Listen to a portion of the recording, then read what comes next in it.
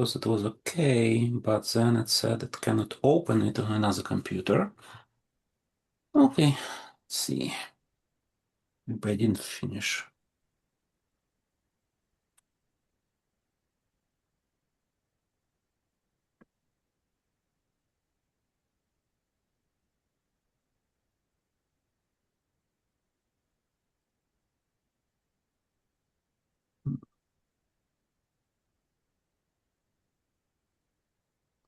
If you are having issues, you could potentially send it to one of us. Well, it's 93 bytes. That's why it takes time to copy. Yeah, Okay. I think that's might be the reason why it takes so much time. But what I can do, if I cannot copy it, I will just log in from another computer and will present from that one. Okay. Yeah, because I think it's stuck on trying to copy it to my external drive. Let me see.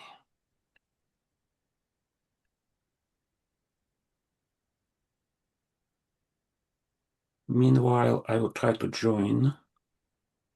It will be easiest.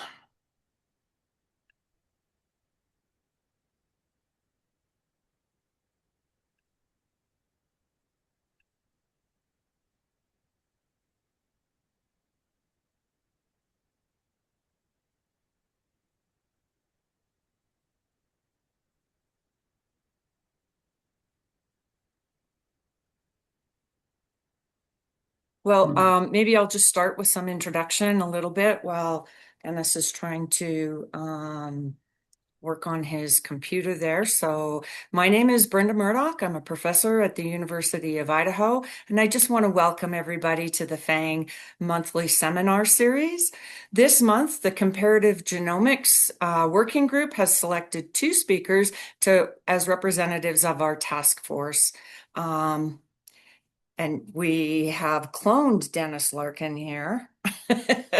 You might see him in two boxes on your screen, but it's my pleasure to introduce our first speaker will be Denis Larkin, and he is a reader in comparative genomics at the Royal Veterinary College, University of London. His research explores genome evolution across animal groups with a focus on traits, conservation, selection, and adaptation in native cattle and sheep breeds from extreme climates in different countries. We can see your presentation now.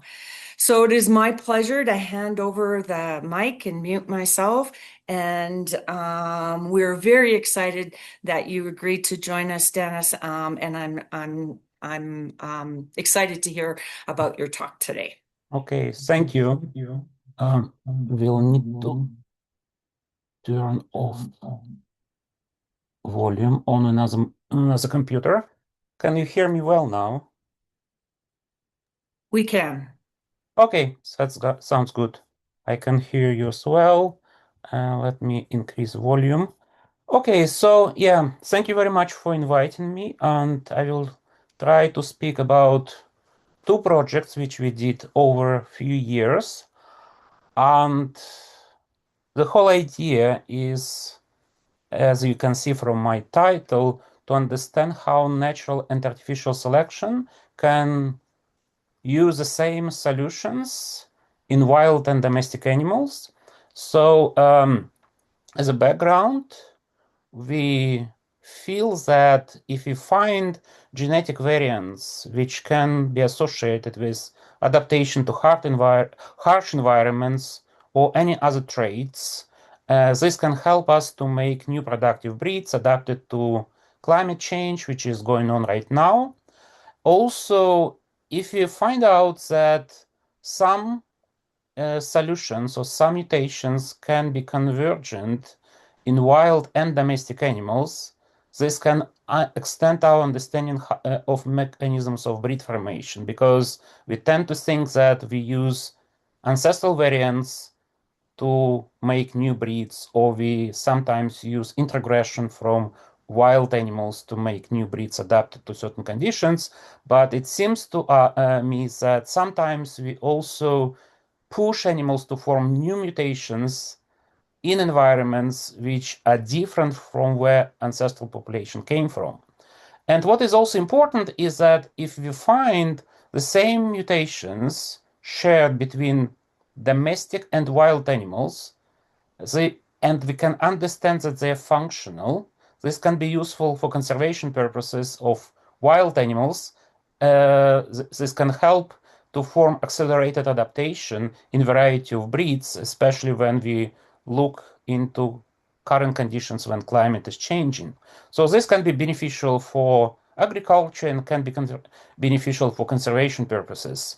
So I'm going to talk about cattle. Well, you all know about cattle. They were domesticated twice in human history.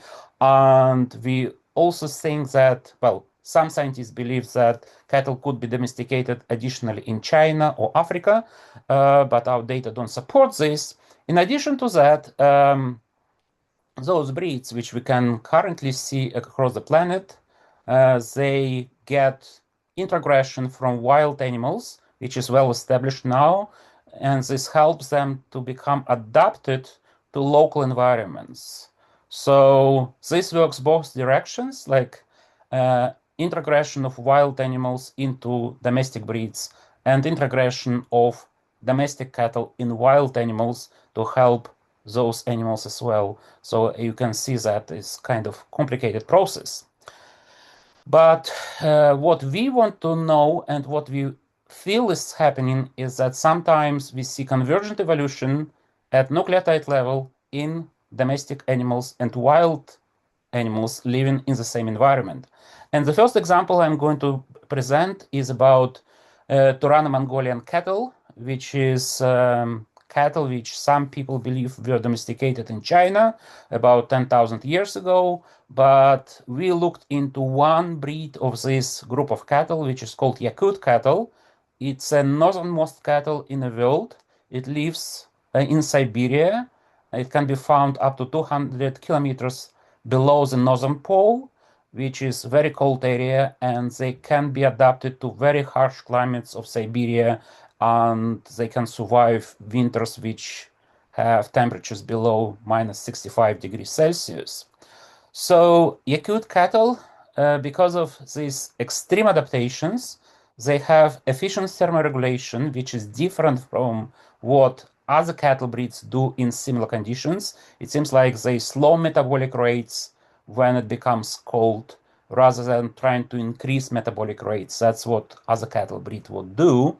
They are, of course, naturally resistant to local disease, and sometimes they show so low metabolic rates that this becomes similar to torpor.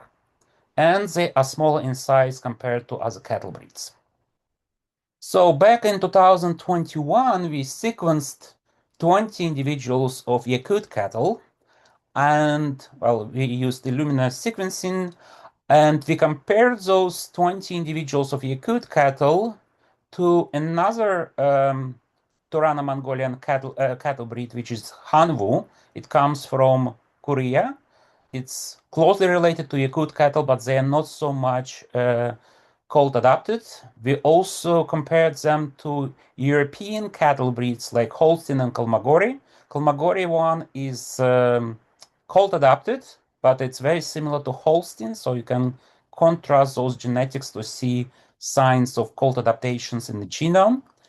And when we looked into this data set, we found 48 missense mutations, which are present in very high frequency in the Yakut cattle, like more than 70%. And they are absent or nearly absent in other three breeds which we used, Hanwu, Holstein, and Kalmogori. So we did allow them to be present in less than 10% of the genomes. So those 48 missense mutations, they are related to genes, they're found in genes related to actin binding. It's also genes related to neuropathy. It's a condition when animals become less sensitive to environmental temperatures, and this is a condition in humans as well. And if you look beyond cattle, breeds which we used in our analysis, like if you use look into Chinese cattle, also in Indocene cattle and African cattle and so on, you will see that quite a few of those 48 missense mutations are found in high frequency, suggesting that they were present in other cattle. They are just in low frequency in European taurines. So this tells us that, well, these are adaptive mutations, probably adaptive mutations, which are widely distributed across other cattle. If we look beyond cattle, like in closely related species like gaur, yak, and so on, we will see that they are widely distributed across all these species, suggesting that it's not intergression in the acute cattle, but it's something what was ancestral to all these breeds or species. So one example was quite interesting, and it's found in NRAP gene, which is this one in bold. This particular mutation, which was missense mutation, found in every single acute cattle, they were not present in any other cattle breeds in the world from 1,000 bull genome projects. So we looked at 6,000 animals from 200 plus breeds. And also this mutation was not something what we would expect to find in majority of mammals. So it was not conserved in mammals. So this is just a list of genes which make Yakut cattle different from other cattle breeds. As I mentioned, quite a lot of them are related to neuropathy, and we feel this might be related to inability of Yakut cattle or low sensitivity of Yakut cattle to extreme temperatures. But also NRAP, which I mentioned earlier, is quite an interesting example. So in Yakut cattle, we have glutamine at position 100. In the reference genome, we have histidine at the same position.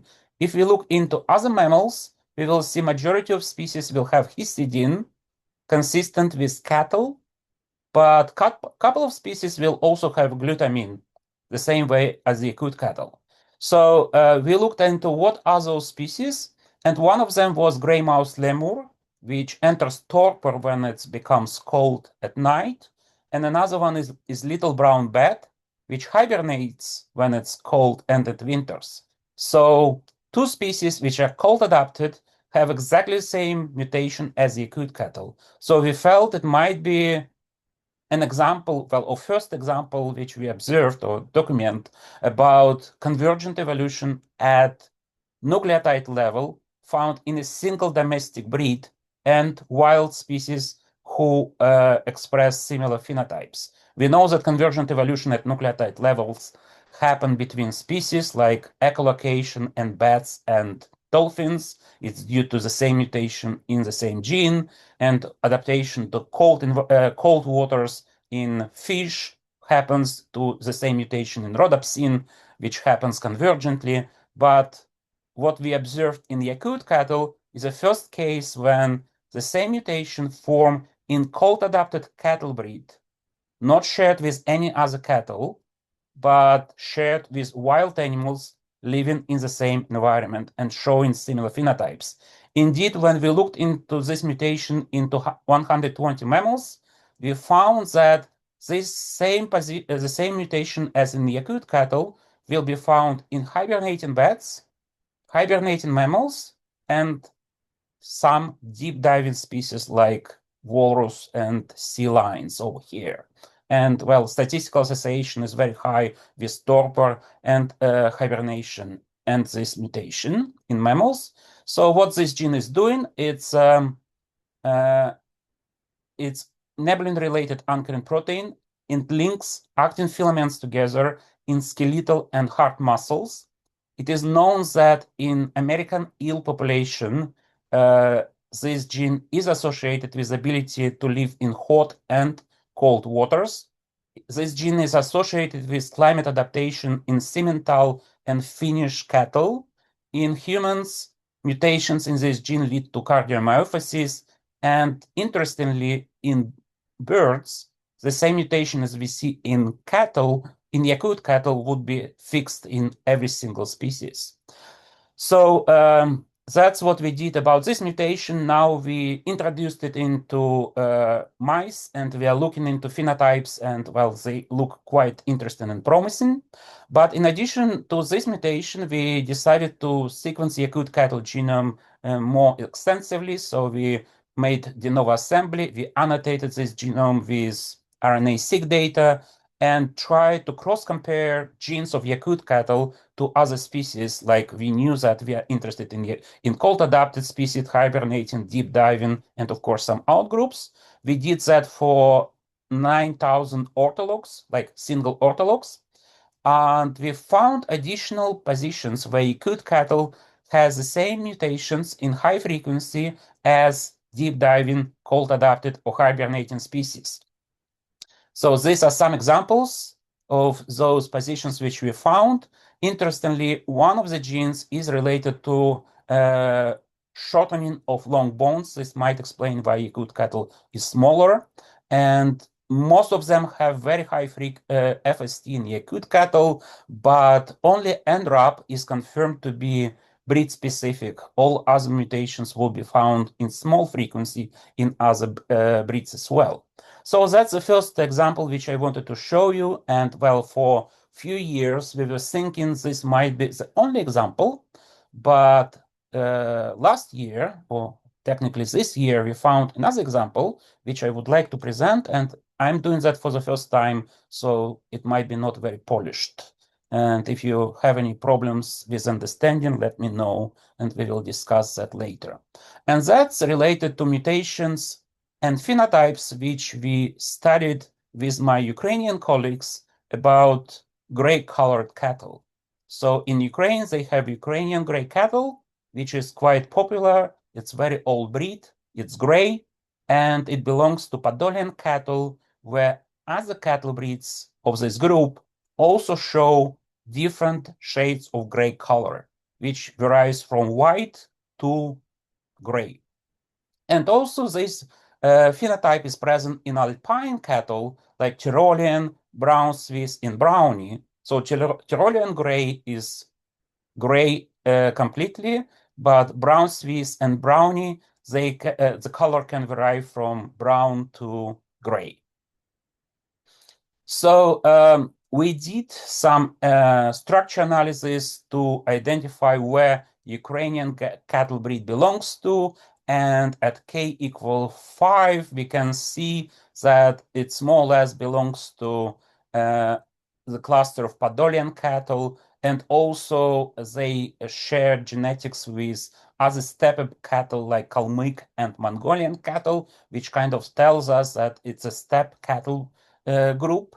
But this group is different genetically from brown Swiss, from alpine cattle.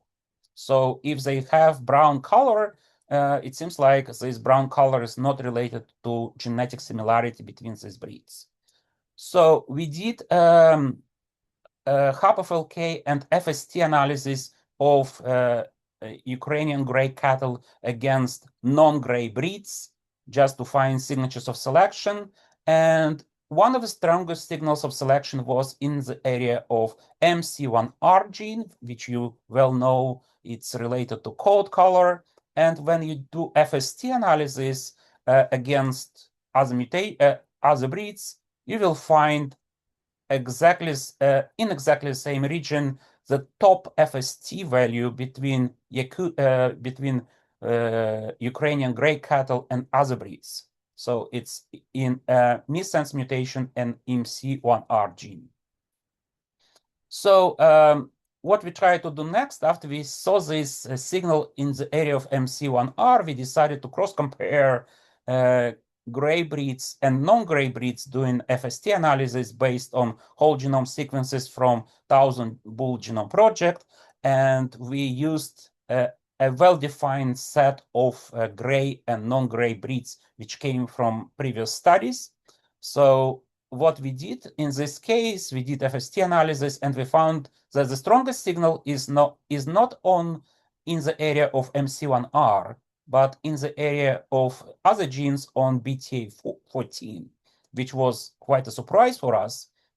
But when we excluded the only alpine cattle in this data set, which was Tyrolean gray, we get the top signal back on BTA18 and MC1R.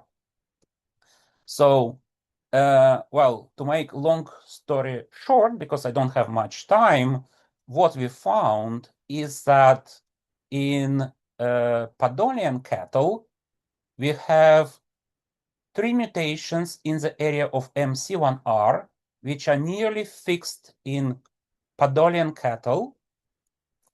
But if you look into Tyrolean gray cattle, which is over here, it will have the same alleles as non-gray cattle in this region. So it seems like Tyrolean gray has a different mechanism of gray color formation compared to Podolian cattle. But both of these groups of breeds, they share the same mutations, which are found in very high frequency in gray cattle, including Podolian cattle, on BTA14. So that's why we cross-compare, when we cross-compare these breeds together, we see signal on BTA14 as a high one. And signal on BTA18 will be lost. But when we looked into MC1R region in sequences of Tyrolean gray, we found that they have a duplication in exactly the same position where Podolian cattle have missense mutation. So exactly the same position would be duplicated together with neighboring amino acids as Podolian cattle have a missense mutation change from arginine to tryptophan. So, and in addition to that, to make story even more complicated, in Tyrolean gray, in order for this breed to become gray, they also need to have a mutation in ACIP, which is another gene which is very much related to coat color. So there are two different mechanisms, one in Podolian cattle, a high-frequency missense mutation and MC1R, plus probably supporting regulatory mutation on BTA14. And in Tyrolean gray, we have duplication in exactly the same position in MC1R, plus a regulatory mutation in the area of gene ACIP, plus a mutation on BTA14. So since we are interested in convergent evolution, of course, we were interested to know if mutation which we see in MC1R is present or absent in other mammals. And what we did, we designed short sequences, amino acid sequences around the mutation which happens in Podolian cattle. We did T-BLAST-N against unannotated genomes and SRA archive from mammalian species. And we have done that for 1,100 mammals. And we found that most of them have arginine in the same position. Some have glutamine, so it's quite conserved area. So only 2 amino acids are present. But one species have exactly the same mutation as Podolian cattle. And it's a Rocky Mountain goat, which have white or grayish-white coat of color. Exactly the same phenotype which we can see in some Podolian cattle. So this tells us that it's another example how the same mutation can form similar phenotypes in domestic breeds and wild animals. And I will finish here because I don't have much time. So in conclusion, I would like to say that ancestral genetic variants absent from commercial livestock could contribute to some local adaptation in native breeds, suggesting a need for more reference quality genomes to study local adaptations. So we need to do that for local breeds, and we need to do that for wild animals. So projects like VGP and Earth's biogenome are very useful here. Convergent evolution, nucleotide evolution could occur fast in individual breeds and wild animals living in harsh environments. Yakut cattle mutation is probably about 800 years old, and mutation which we see in gray cattle are about 2,000, 3,000 years old. Parallel studies of locally adapted livestock and wild animals which express similar adaptations could be a very new and powerful tool to detect genetic variants related to these adaptations, and such variants could be useful to both make new locally adapted productive breeds and to save some wild species who struggle with climate change. And I would like to thank everybody, and here's my acknowledgement slide. Thank you. Thank you very much, Dennis. That was a very interesting talk. Thank I you. I am will going to try open to. it up. We have a couple minutes for questions. Does anybody have questions online?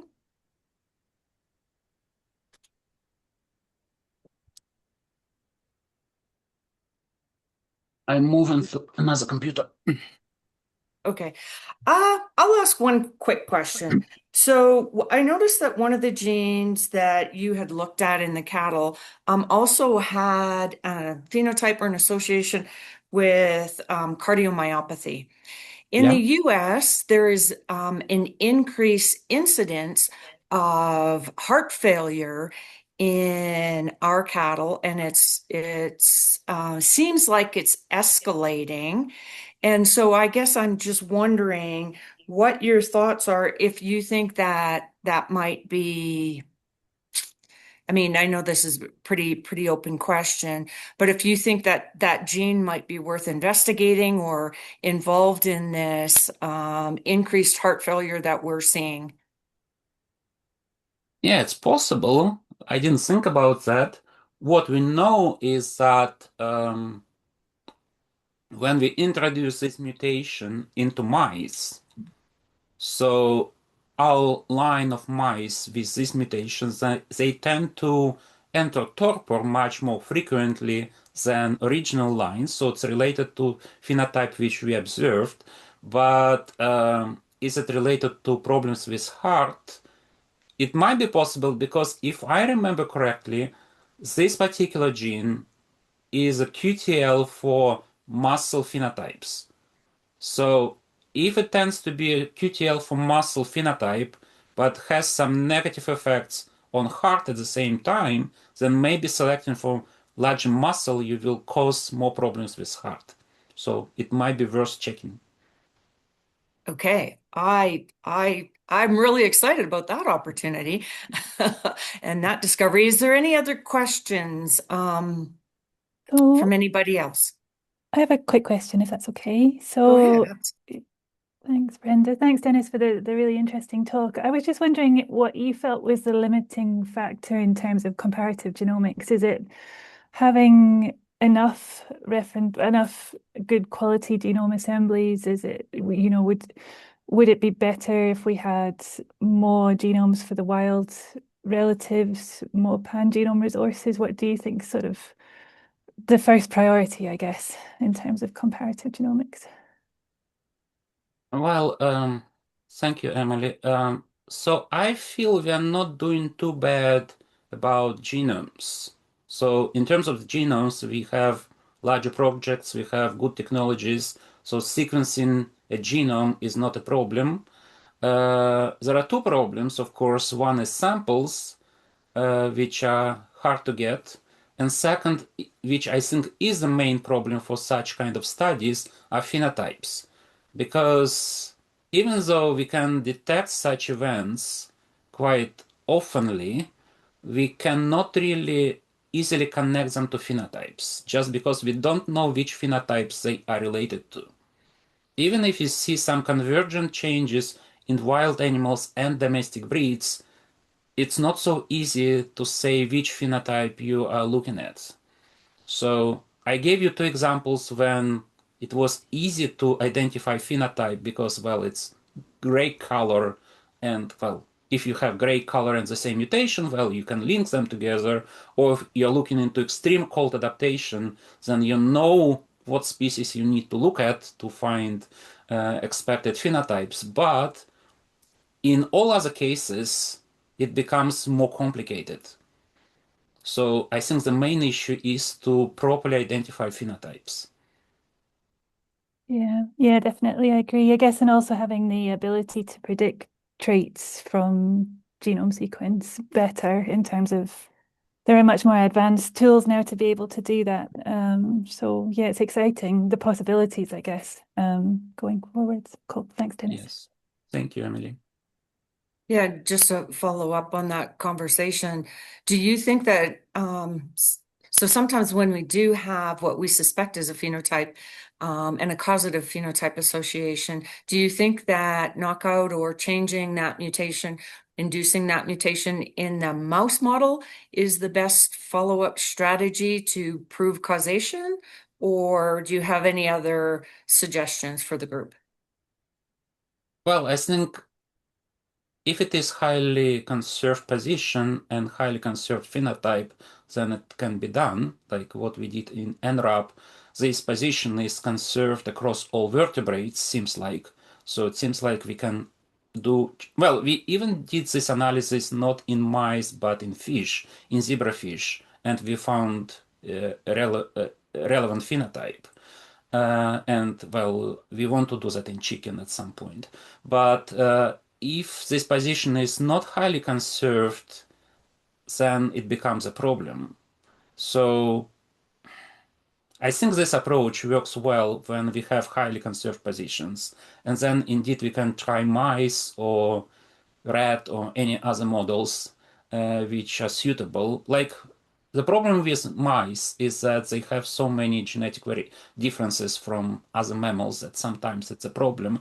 Even like in NRAP, mice or murate rodents were the only species who had a neighboring change to the position which we wanted to change. So we had to revert it to ancestral state plus do our own mutations. So we had to do two changes to revert to good cattle situation. But I think mice could be a good way to do that, or well phenotyped mammals in general can give us a good hint what kind of phenotype we are looking at. So if you are looking into heat resistance or heat adaptation, then and we see the same mutation in African wild animals and African cattle, then it's a very good hint that it might be related to this particular phenotype. So, and after that, we can introduce it into mice and other models. But I think in general, yes, mice is a good way to do that when mice is a suitable model. Yeah, thank you. Just trying to think about how we can really link that genome to phenome and have really solid link on those causative variants that we suspect. So thank you again very Thank you. much, Thank you. Denis, for the wonderful talk. And so with that and time, I will move on to our next speaker. Our next speaker is Alexander Leonard. He is a postdoc in Zurich in the animal genomics group, and he is working at the intersection of livestock and long read. His research focuses on cattle genome assembly and pangenome graph assemblies, with a particular emphasis on genotyping structural variants in order to map molecular phenotypes. And thank you very much, Alex. So with that, I will mute my mic and let you take it away. All right, thank you. So hopefully everyone can see some nice slides. I feel like we might as well just cut to the conclusion. I feel like that question from Emily was basically spoilers for why this work sounds interesting, but is perhaps less interesting than what the field actually really needs.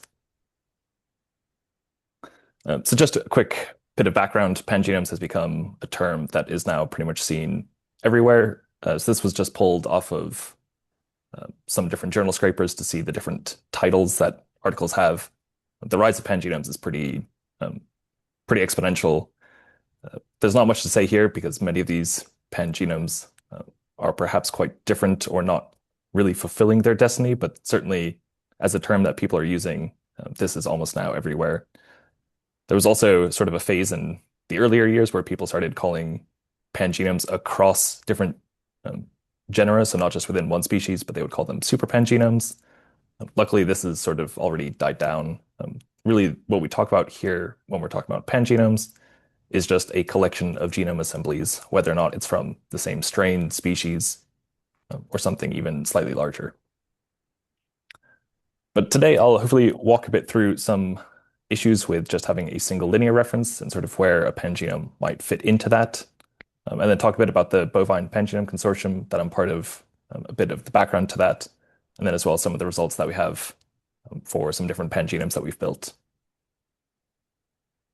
So in terms of reference genomes, this is a concept that hopefully everyone's pretty familiar with, but really the key here is that we just need some sort of common system. So when we talk about a mutation at a location, we can be sure if we use the same reference genome, we're talking about the same mutation. This generally works quite well if you work on a popular species. People tend to agree what the reference genome is. Certainly, if you look at human literature now, there's a lot of people who prefer the T to T reference or the more recent one. Some people, particularly in clinical settings, prefer the older, more stable reference genome. So some communities still actually disagree what the reference is that you should be using. But the hope here is that everyone works on the same set of coordinates.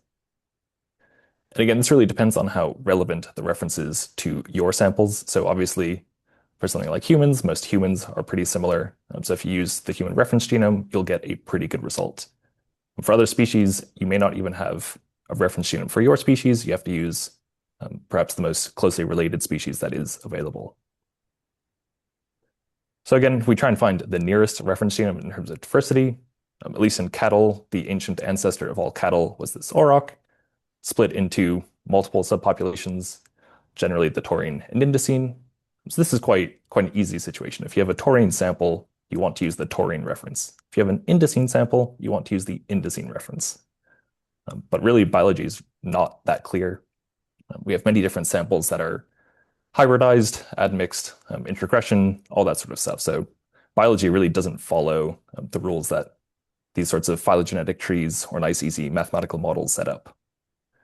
So again, we have all sorts of issues, even just within species, but particularly in bovines, it's quite easy to get interspecies crosses. So you have a bison cattle cross, you have yak cattle cross, you have European bison cross, and then some other wild relatives. So there's many different crosses that we can get across these different species. So if you talk about trying to map the beefalo genome to a reference genome, which reference would you use? Would you use the bison or would you use the cattle reference? Because depending on which reference you use, you might get different answers. And this is really framed in this concept of reference bias. So basically some sort of distortion that when you're trying to align sequencing reads to a single linear reference genome, things that don't look like the reference tend to get very bad mapping scores. So this can lead to some big issues later on. This comes in two main flavors. So you get soft reference bias, which is kind of annoying, but not that problematic, where alignments might be underrepresented. So if your sequence looks locally quite distinct from the reference, it might have a lower mapping quality. But the real problem is hard reference bias, where if you or your sample has sequence not found in the reference genome, there's just nothing you can do. It's not in the reference genome. It will not map to the reference genome. And that information is essentially lost, and there's no way to recover it. And again, many downstream analyses sort of implicitly assume a good alignment, so they tend to filter for something like MapQ greater than 20. So if you're in an area that has this soft reference bias, a lot of your alignments are technically correct, but have a lower mapping quality. You might actually end up calling no variance in that region because all the alignments were slightly too low in quality, when in fact you should be calling an excess of variance. And this reference bias is quite hard to fight if, again, you just keep using the same single linear reference genome. Again, just as a quick detail, again, we have, for example, an indocene reference, taurine reference, and our sample is some sort of hybridized or admixed sample. If you have sequencing reads that look like both genomes, everything's fine. They map with very low divergence.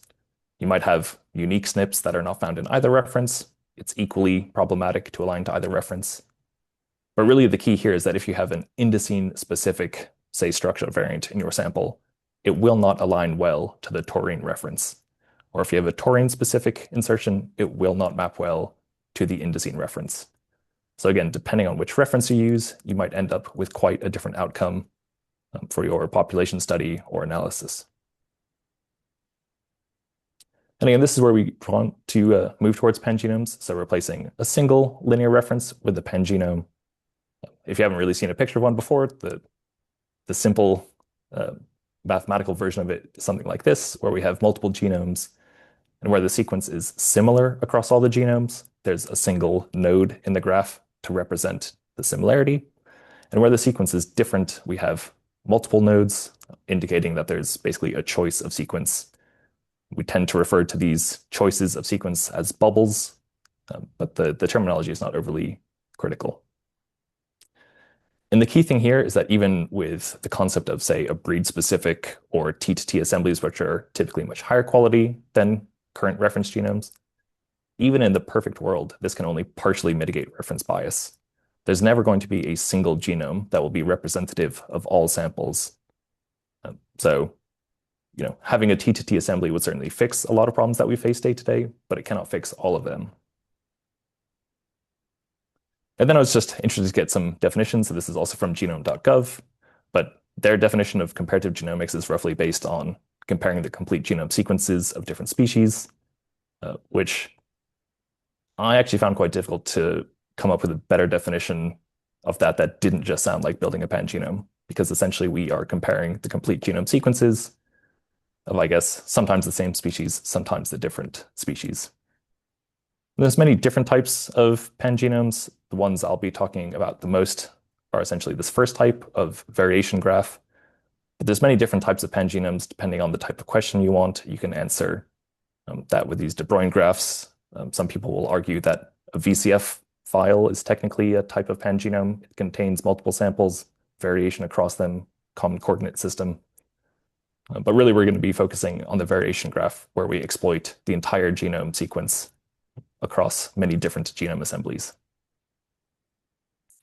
So in the Bovine Pangenome Consortium, the goal of this was to gather basically all of the cattle genome assemblies that we could, all the bovine genome assemblies that we could, and hope that this would better represent global diversity. So we have many different genome assemblies from many different regions. Obviously, cattle have also spread, and other bovines have spread across the world. So we have samples, say, contributed from Australia, but there's not many breeds that are native to Australia. And so sometimes the global representation still looks a bit skewed.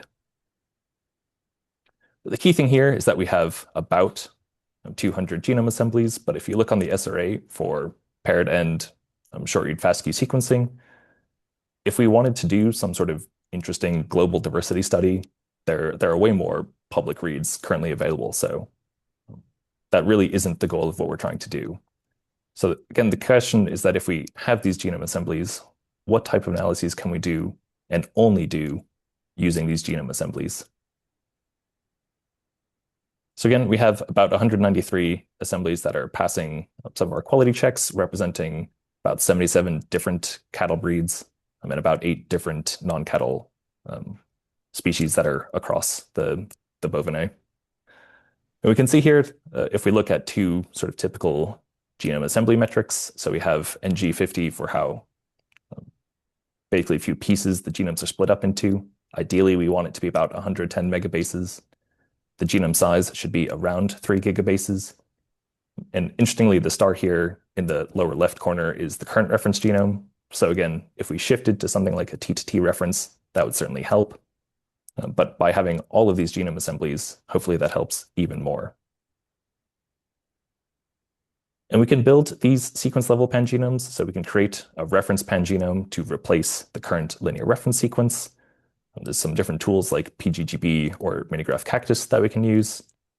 And again, by including all of these diverse alleles into our graph, so rather than just talking about how the reference has, the A SNP and our sample has a T SNP, we can include all of this naturally in the graph and mitigate both soft and hard reference bias. The problem is building these big pangenomes is a nightmare computationally, requiring thousands of CPU hours to build these graphs and to actually then use them for something like sequence alignment. Sometimes it can get up into the terabytes of RAM. So this is really not as easy as perhaps people might have hoped. Certainly when you talk about mitigating reference bias, but it takes 100 times the resources of, say, BWA-MEM. That's kind of a hard trade-off to compare. And part of this issue is if we look at least at the minigraph cactus graphs. So for the human pangenome research consortium, they built this graph using 90 different assemblies, have about 80 million nodes, 110 million edges. And if we look at our graphs, so using all of the unique different cattle breeds, so Bos Taurus N1, we had 77 genome assemblies in here, but we had way more nodes, so already over 200 million. Same for the edges, almost triple the amount of edges that the human graph had. So whether or not that this is because 77 cattle breeds represent much more diversity than you would typically find even in a diverse human set, or perhaps something different about how the bovine genome is arranged, perhaps just the different qualities between our genomes and the human genomes. Many different explanations, but certainly these graphs are much, much larger than the human graphs, which are already sort of pushing the computational boundaries. There are some options that we can try and have tried to simplify these graphs, but they don't tend to work very well. So even though we now have these nice pangenomes, we can mitigate reference bias, we can include all these different diverse alleles. All that's great when talking about this abstractly, but when it comes into practice, these graphs are not really, in any sense, ready to replace the reference genome. It's great if you want to prove that you could do it, but certainly at the moment, we're not really able to make full use of this pangenome. But there is some hope. So Fiji giraffe is sort of the premier pangenome short-read sequencing aligner at the moment, using these basically fancy data structures called minimizers.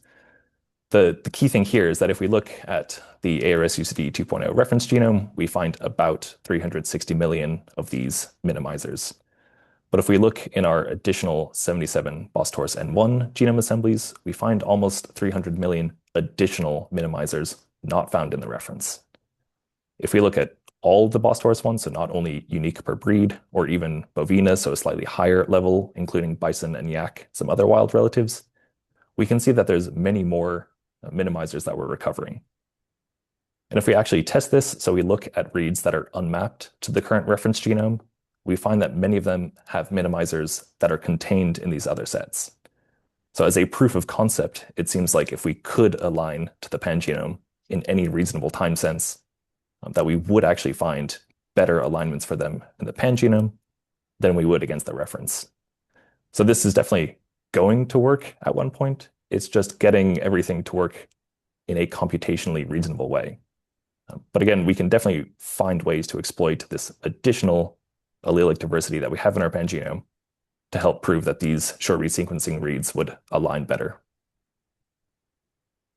But even if we move away from that concept of these big bloated graphs, if we want to look at high-level changes or compare across different species, we probably want to do that in some sort of high-level graph. So we can do this rather than looking at the base level sequence just by looking at genes. So we can use this tool called pangening, where you basically give it a set of proteins. At the moment, these proteins are derived from the reference genome, so it's not that independent of bias. But this is a much more computationally friendly way. It takes sort of dozens of CPU hours per sample, and then the final step just takes a couple of minutes. But what we can do is if we can calculate essentially where these genes are located and their copy number across the genome, because again, we're working with genome sequences. We know the exact order of which genes happen as we go from 5' to 3'. We could find that there were a few different gene expansions that were distinct to taxonomic groupings. So this Gal3ST1 we'll look at in a second. But some of these other cases like ART5, you could see were perhaps lower copy number in cattle, but higher copy number in yak, or perhaps only higher copy number in cattle and lower in bison. And again, if we want to look at these high-level changes, why not just start with a nice, simple, high-level graph? But again, in this case of this Gal3ST1, we could see that it was actually within cattle, so only the Indocene subspecies of cattle seemed to have this elevated copy number. And this was, again, across quite a few samples. So the statistics here, appear to be fairly rigorous. And then perhaps a couple of the samples like Banteng seem to have even higher copy number. Buffalo also seemed to have potentially higher copy number. But this was quite an interesting finding where, again, if we want to compare high-level differences, something like this really reveals it much more naturally. And then this is the pan-gene version of the graph, so it looks a little bit more simple. But we can see on either side of this cluster that contains Gal3ST1 that the gene synteny was fairly conserved, or in fact, completely conserved across the 193 different genomes. So they all had the exact same order and the exact same copy number up until this point where you have that bubble in the middle where there were different copy numbers and different paths between these different copies across the different samples. And we could do this again for that full reference sequence level type graph. If you stare at it long enough, maybe it starts to make sense to you, but this graph is definitely much more complex. Again, it contains variation all the way down to SNPs. But if we want to be talking about something like gene copy numbers, we don't need to know how many SNPs there are. We really just want to look at the high level. On the other hand, we identified something like this potential supergene in one of the domestic yak assemblies, where again, if we just look at the gene level structure, it contained this tube A3E that was in one sense on the forward strand and in one sense in the reverse strand at the start and end of this sequence of genes. And this domestic yak sample appeared to contain it in reverse order. So if you actually flip the entire tube A3Es on both sides, then the internal part of the gene, or the 3 genes on the inside, will be inverted, even though the outside sequence is completely conserved. And again, if we looked back at this domestic yak sample, there was no indication that this was a misassembly. It's hard to prove that definitively, but everything along this area seemed to be fairly well assembled. So again, by looking at the high level, we can kind of quickly recover some potentially interesting cases to look at in a bit more detail. On the other hand, if we're looking at genome assemblies, we can try and look at something like centromeric motifs, which are very difficult to analyze generally, have been very poorly assembled in cattle genomes historically. But many of the current genomes that we have, they're much more suitable to be analyzed. So many of our genome assemblies are actually much larger than the reference, and many of them have much more sequence actually on the chromosomes. So it's not just that they contain unplaced sequence, but they typically can contain tens or hundreds of megabases of additional chromosomal sequence. And this is pretty much going to be the centromeres that get added on to the end in these acrocentric chromosomes. We can analyze this additional sequence with a tool called SRF to help build out these centromeric motifs based on high-frequency k-mers. And then we can remap these predicted motifs back to the genome assemblies. So we now can derive not only the mode of sequence, but assuming our genome assemblies are pretty accurate, we can also predict the relative abundance for each motif. So if we do this without assigning too many names beforehand, so just looking at the satellite length and then the total fraction of the genome that they occupy, basically all these peaks that we identify in this plot map to fairly well-known and well-reported centromeric satellites in bovines, but they have been done in the past through sort of molecular weight studies, whereas here we're just doing it essentially de novo from these genomes. We get some interesting peaks just about 1,600 bases, not typically annotated in many things. There's some hits on this peak to Bos frontalis in the BLAST database, but a lot of our yak, bison, and some of these other more distant relatives all seem to also have this centromere. So again, it seems fairly conserved across bovinae, but just not found at all in cattle. So again, just from having these different genome assemblies, putting them together into one analysis, we're able to hopefully find what is a reliable result looking across different taxa. Then interestingly, if we zoom into this satellite 1715, which is pretty common, it's one of the most abundant ones in the genome. There are 2 different motifs that we found across all of our samples. We would find a copy that was 1,400 bases and one that was 1,401 base. And very interestingly, the samples tended to only have one type or the other. So you would get a lot of sequence in your genome of the 1,400 base motif or of the 1,401 base motif. These sample labels are also human-derived, so they might be, again, a bit misleading, or the animal itself might be a composite breed, so not purely taurine, indocene, or so on. But interestingly, it seemed that the 1401 base motif tended to be much more exclusive to taurine, whereas the 1400 base motif was more commonly found in Indocene and then some of the other wild relatives. So again, the question here is if this is real. The challenge with centromeres is that they're super similar, and trying to map super similar sequence to detect a one base pair motif difference is not very confidence inspiring. But again, hopefully with this large enough sample size, it looks like there might actually be some sort of trend here. And again, if that trend is then interesting later on, yet to be seen. But again, certainly is a compelling use of these genome assemblies.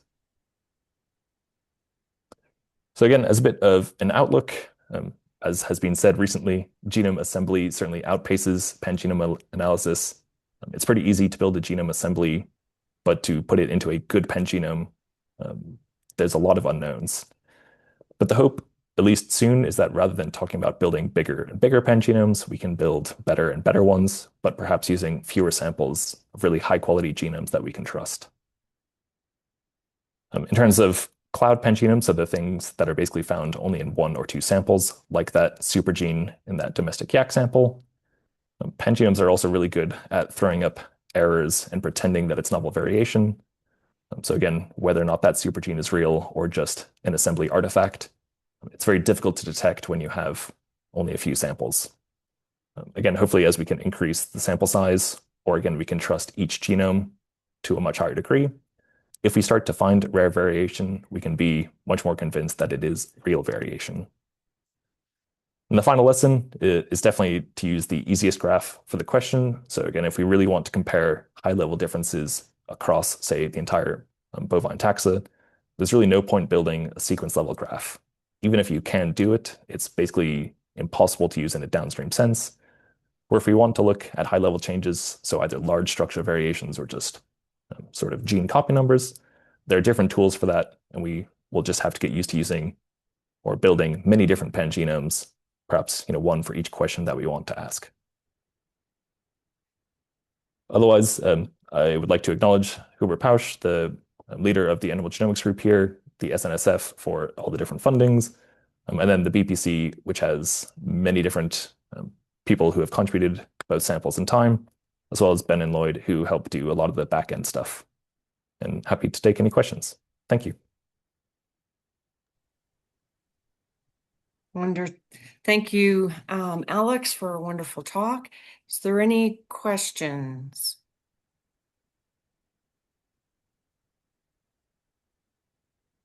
Go ahead. Just unmute. Thank you. Hey, Alex. Great talk. Thank you. Can you hear me? Yes. Cool. I like satellites, and I wondered with these 1400 versus 1401 base pairs, can't you look into that with K-mass quite easily and quantify it that way, right? So that's a way of getting around being concerned about sequencing errors. That's essentially where it comes from to begin with. You count all the k-mers and then you build this De Bruijn graph over them. Right. Okay. The hope is that if we can basically look at a larger short read sequencing sample to make sure that the wrong k-mers don't appear in the samples we would not expect to have that motif.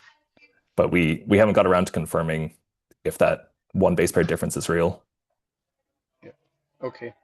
Somebody posted something about the practical significance of this. I don't know if that means it's of big significance or if the significance is doubted. I went to a course and I heard something that I found interesting, which is about implied pangenomes, and I thought that's maybe cool. And I don't know if you've heard of this, where you sort of roughly align things and then only look into regions that you're interested in more detail. Yeah, so this is maybe Andrea. pipe dream is too hard of a word, but yeah, this gets around a lot of the issues of the computation, where if you really want to look at a specific gene, you don't need to build the entire genome and then subset out your 100 kb. You have to do the painful upfront mapping, but that's not as painful as the other steps. And then you basically just build the pangenome graph for that small window. It looks very promising in testing, but by the time you, as the downstream user, learn how to use a tool, you can only try so much before you have to move on. But this implicit graph looks increasingly promising. Cool. Thank you.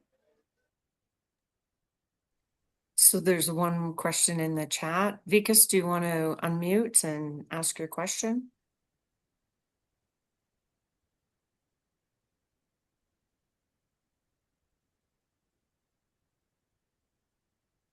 It's about practical significance of this and minimum sample size.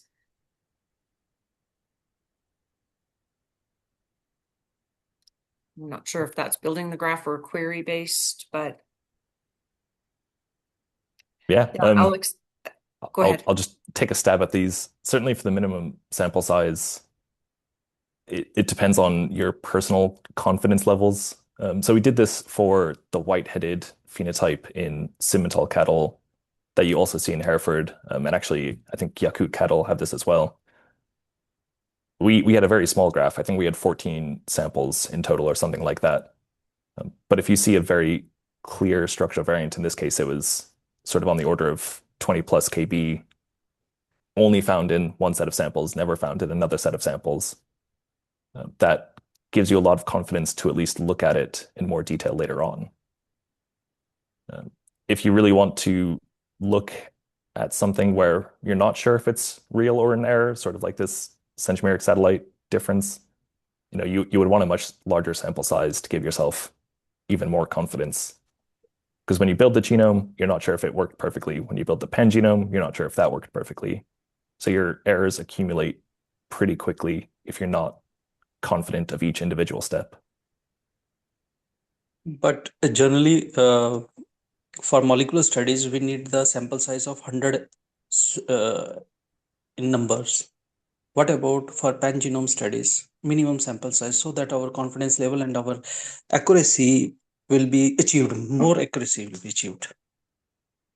Yeah, so at least in the intermediate term, the hope would be you can build a pen genome from a limited number of samples and then use that pen genome with, say, a much larger short-read sequencing cohort, map that to the pen genome, or somehow genotype impute the variants using the pen genome. And now you're back into the sample size of hundreds or thousands. Some people have tried to do, PWAS, so this pen genome-wide association study, but it's really just a fancy extra step to convert to a VCF and then do a normal GWAS. But there's no chance really that the number of genome assemblies that we have will ever outweigh the number of short-read sequencing or genotype array samples. So I think pan-genomes will be useful for complex variants and kind of large-scale differences. I don't think we'll ever replace existing technologies with pan-genomes. That means that this technique is an assisted type of helpful for genomic selections. Yeah, I think there's a lot of use of how it can be used complementarily. And again, with the cost of sequencing going down so much, maybe actually generating a genome will become the default standard in 10 years. But yeah, it's going to be very difficult when people talk about having dozens of genome assemblies to compare against having a million genotyped animals. So they operate at different scales. So we can say right this time that this technique is in infantry stage. Yeah, I think depending on the different parts, there are some parts that are more mature. So if you're willing to look at a smaller sample size and analyze variants, we know that this can do more than a linear reference or more than doing a read-based alignment approach. But when trying to apply it, it's definitely very infant, maybe not even infant stage yet. Can you share some information regarding these analyses and the softwares to me so that I am thinking for working on it? Yeah, so at least in terms of genotyping variants, using a pan-genome graph, but with short-read sequencing, something like PanGenie is pretty big. I think there's Graph Genotyper. There's many different tools that start from a graph, but can use more abundant data sources like short read sequencing.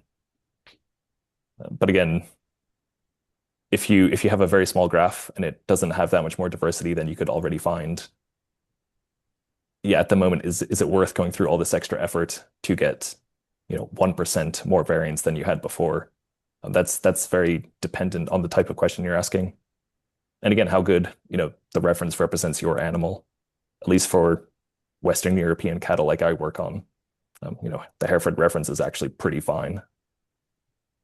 Okay. I don't think we have it at our country, India. We don't have such references. Thank you very much, Alex. Maybe you can just put your email address in the chat, and then people can, if they have follow-up questions, can send you an email. I really appreciate you sharing kind of where we are with pangenomes and the challenges that we still have in order to really capitalize and utilize that information moving forward. I think we only have an hour, so we're already past time. And I just wanted to thank both of our speakers today for wonderful talks, and we really appreciate you sharing your expertise and your knowledge with our group. So thank you very much. Thank you. Bye.